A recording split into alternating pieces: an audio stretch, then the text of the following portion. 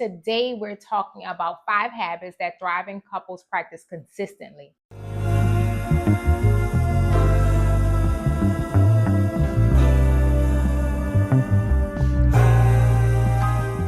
Hi, I'm Elitia. And I'm Cullen.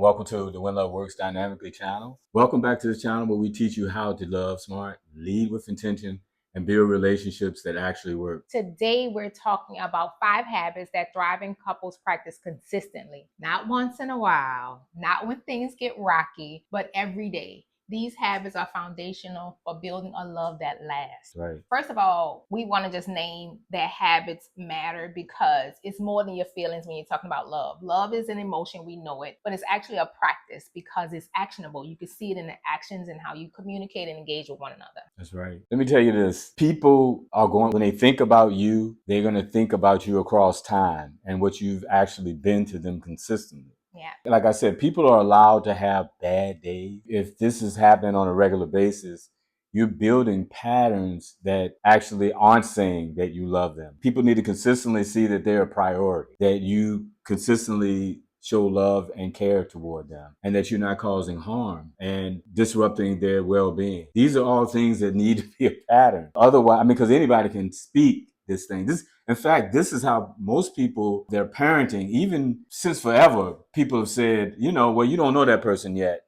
And they're basically saying you haven't seen their patterns yet. Yeah. So today's topic about habits is important because thriving couples aren't perfect, but they're consistent in their habits and their patterns. Right. Consistency is going to build that connection, y'all. If you're only showing up when it's convenient for you and you're not building a sustainable love, then you're chasing a moment. You're not chasing healthy love. Right. And it's going to collapse on itself. I promise you. So habit number 1, we recommend daily check-ins. Habit number 1, daily check-ins. Something as simple as, and I hate to say something as simple as because it's not simple. It's truly a habit you have to develop. But number 1, saying something like, how was your day? How are you today? What's going on with you today? Using the language of greeting your partner every day is the first part of that habit of daily check-in. Let me just say this. Your priority means making someone first. Yeah. And let's just be frank about it. They have to be a priority. And not just you telling them they're a priority. If you're telling them they're a priority, but they're constantly being behind your job, behind your friends and other people, children, then it's making a statement.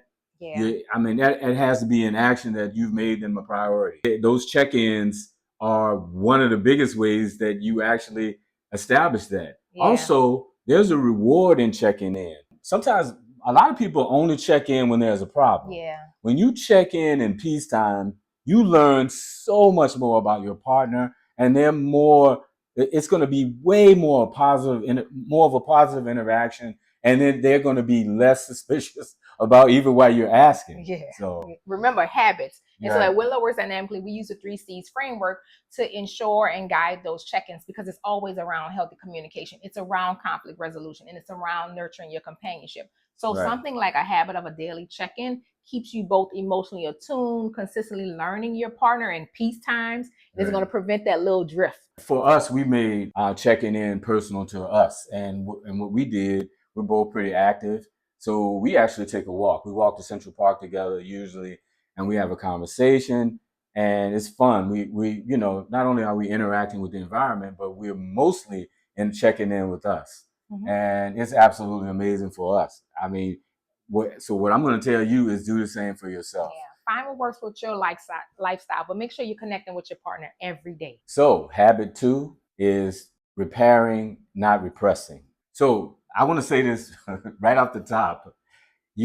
We said you need to check out some of our other episodes. I've actually put it in the link, but we actually talk about the fact that this is not you trying to get a acting job or trying to secure a job or whatever. This is you being yourself. If you're in a relationship and you're repressing how you actually feel, you're still going down a bad track. It's performative love. It's very performative, and it's not sustainable. And you're the one that's losing. You may have gained the partner, but at what expense? If you lost yourself to get it, you kind of broke even. We make this habit number 2 to repair because we want you to get so good at repair that you speak up in the moment. When your partner does something or a situation bothers you, this is an opportunity for you two to grow together in the moment around that specific issue. And Right. so it'll become habitual the more you're saying, wait, that just offended me. Let me say something right now because I'm going to grow. My partner's going to grow. But this is the incident that's happening right now. Another reason that we name it and actually to repair is that disagreements and conflicts are going to come up. They are normal. What happens in how you repair it and quickly reconnect is what's going to be key. Like I like the example of think about construction workers. If you go to any building site, there's one blueprint. And I'm pretty sure that they're going to get into some arguments, but they're going off one blueprint. They can disagree all they want, but that building is going to get done. They're going to come together. They're going to work through it. So here's the thing. There's a lot of people who will spare conflict, thinking that they're doing the relationship a favor, thinking that they're being the good husband, the good wife, the good boyfriend, the good girlfriend. I'm telling you, please steer away from that. That it's not only is it not sustainable, but I can tell you this: when you prevent a war out here, you're starting a war within yourself, and that I'm telling you, you don't want that smoke. You're taking on your stuff and somebody else's stuff too, and it will absolutely eat away at you. And don't think the relationship is not going to see it, because what's going to happen when you repress is you're going to have years and years of built up resentment, and that's what causes outages. We dedicate a whole section in the book Love Literacy about outages when you are drifting from your partner, but it's really the underlying reason is because you repressed a lot of that offense, a lot of that harm. And we're saying in this habit, repair, not repress. You want to have a plan for repair. Apologizing is a part of your plan, but the most important part of the plan is accountability. That's you right. don't want the issue to come up again. So speaking up in a moment and naming it, apologizing quickly, but getting to, okay, honey, I'm sorry that I snapped when I came in or I was coming out of that business meeting. Here's how it's going to look different is the most important part of repair. We're not just saying repair for the sake of repair. No, have a plan to repair. Yeah, because I mean, there are people who actually salivate for an apology. I want you to change your paradigm. Look at it this way.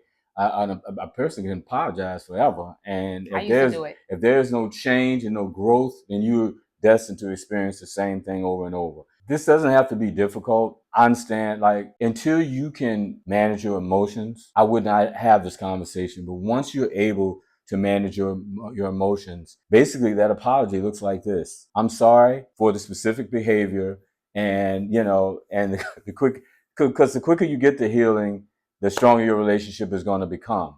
And if you're the person that was offended, then your responsibility is to actually address them, and then ask, and then leave a moment for them to apologize, and then ask them what's going to be different going forward. Habit number 3, relationship vision check-ins. This is when you and your partner are being very intentional about checking in around the vision for your relationship, what you two are co-creating together. You're thinking about how has it changed or any life situations affecting what we planned. You take an intentional time to stop and check in around the relationship that you both are cultivating. Right. So there's this quote that says, "Man makes plans and God laughs." And I'm not trying to get religious or anything. I'm just basically trying to say that life happens, and then you're going to make changes. And we tell everybody when they do the profile, it's a living document, and your partner is your teammate. Let them know. Just let them know. And like I said, if you're doing the check-ins, which we spoke of earlier, you're checking in regularly anyway. You're already committing to that. Let them know what has changed, especially things that impact them directly. Life is like going to keep lifing, like Cullen said. Your body is going to change. Your sex drive, family issues, employment. There's going to be so many life situations that's going to happen to your relationship, around your relationship. And we're just saying, make it a habit to have intentional time to check in around that vision. So habit 4, prioritizing emotional safety and freedom. That's the one thing that I've noticed in my own studies, is that one of the common denominators in most literature and just intel about emotional safety, I mean, about love in general, they sort of have these two common components, safety and freedom. And I couldn't agree more. These are things that when people try to curtail that in any way in my life, I can feel it immediately, Yeah. and it's raised red flags for me. And I actually feel like it's a really good thing when I say this. When you have safety and freedom, they allow you to show up more authentic than just about anything. And you know, I'm not trying to be crude here, but it's using a metaphor. When it's like the first time you're with your partner sexually, and you disrobe in front of them. There's a level of comfort you had to get to that place, Yeah. and it's the same. It's even more the case. It's even at least that with emotional, you coming and open yourself up to your partner. That's why we make this habit number 4, because safety and freedom go hand in hand. Safety says I can be vulnerable with you without fear. Freedom says I can be my authentic self without walking on eggshells. Right. I'm not performing here. And Right. so as a habit, we want you to prioritize creating that space for freedom and safety to go hand in hand. There's a no shame, no blame zone when it comes to my relationship. I've built intimacy. I've created a risk area we could explore and grow together. And that's why we want this to be a habitual practice of yours. And Winlow works dynamically. Remember, if your relationship doesn't feel safe, you will never experience the true depths of your partner. It's Right. going to be a representative for years. Right. Likewise, if you don't feel free, then you will never experience that launch pad that we know relationships genuinely and uniquely are able to do. Within the confines of a relationship, you could experience such liberation, such development, such growth, such dreaming capacity that you don't get anywhere else. I think about early on in our relationship when we were dating, I had come out of a tumultuous marriage, already had children, and I felt like I couldn't show up some of the ugly parts that I thought were horrible. So I would withhold certain parts of my background and how I was thinking about things, and Cullen could see it. He'd be like, what are you thinking about right now? Wait, I asked you about this. Is there something I should know? And then I was like, well, I actually don't know how much I should share because it might scare you off. And he was like, well, I already picked you so you can share. And I know you have this, and I know you've been through this. So what else is there? And he was like, listen, I want us to be very free in our communication, because if you're withholding something, I won't ever know you. And because we had that like on probably like our 3rd date, it created such a liberation for both of us. He was free to share all of his past or what he was thinking. I was free to share in the moment because I felt like I had much more baggage than he did, and thus bringing it to the table and dumping it on the 3rd date. I felt like, okay, he gonna run. And he was like, nah, we good. Also, I can't stress this enough. When you actually are in a partnership with someone, you know them, and you get to know them more and more. And the things that you think you're hiding, it's pretty easy to figure out. Yeah, they It's see like, you. it's like if you have all the other puzzle pieces in, and you got one left, and it's shaped just like the thing that's missing, you're able to put 2 or 2 together. And that's pretty much the way it was. I'm not trying to say I know everything, but I was committed to knowing my wife, and those things I could actually see anyway. So the things that she thought she was hiding, she wasn't hiding at all. So it's a waste of time. Your partner is going to know you. Yeah. They're going to know you better than probably anybody. Yeah. So prioritize that safety and freedom. Yeah. It is the richest soil that your love can grow in. Habit number 5, celebrate each other. Yay! Look, if I have to encourage you to do this, you need to call us. So, I mean, this is appreciation is fuel. It's gratitude is the fertilizer for healthy relationships. I can't say that enough. In fact, I'm gonna say it again. Gratitude is the fertilizer for a healthy relationship culture. Lay it on heavy. Show appreciation. These things, this is like putting extra money in your account, because when the things that come up that are problematic, or when there's a criticism, it's going to act on the relationship like a debit. That and so have money in there to cover the debit. Yeah. Don't wait for a special occasion, because a lot of people oftentimes we know where to get it from, right? Society normalizes you saying, well, what's next? Oh, I don't have to thank them for that. They're supposed to do that. And we're saying just the opposite. Get so habitual with your celebration that it's like breathing, because your relationship is fertilized by it. All of those deposits, you're going to need that. I don't care how many times they turned off the light. Say thank you every time they turn off the light. Don't get to the place where you take companionship and your partner for granted because they're supposed to. Appreciation must be poured on, and it doesn't need a special calendar date for it. Yeah. And there's no such thing as a small win. Celebrate all the wins, all of the growth. You're going to grow and change and evolve. Celebrate each step along the way. Here's the thing. If you don't celebrate the wins, I promise you, when something happens that's bothersome to you, I very, very rarely heard people not like be vocal about that.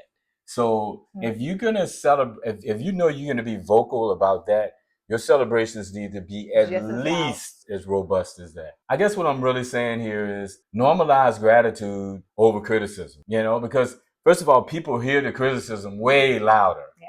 So get that gratitude in there, and you probably got to do twice as much of it for it to become to seem equal. Even though you may be praising them more, if it's not double or triple, they're going to feel like you're criticizing them more. So that's why we encourage you to make it a daily ritual. The thank yous have to flow like breathing. Or if you're not that person yet, make it a habit of write down and sharing a weekly appreciation with your partner. Now see what she just said? Anything that you don't do, you haven't done on a regular basis yet, it's going to feel weird. So accept it. Accept that it's going to feel weird for a while, but don't let that be the impetus for you stop doing it altogether. Yeah. It's a great thing. Be bad at it until you get good, but make sure you have an appreciation ritual in your habit. You might be wondering what to do if these 5 habits that we shared feel hard. You don't have to wonder. We took all of the guesswork out of your road to relationship success. 1, we understand that we weren't taught how to create, build, sustain, and repair healthy relationships. So remove the guilt. You weren't taught it, but that's okay. We can teach you. Yep. As a love leader, you get the tools to practice relationship health, to build it, to sustain it, and repair it. What? These are all skills you can learn in the Love Leader membership. Remember, these are habits we're asking you to practice, and we're going to practice them right along with you in membership. And if you're hesitant, sign up for a consultation with us and see if we work for you. See you in the next video.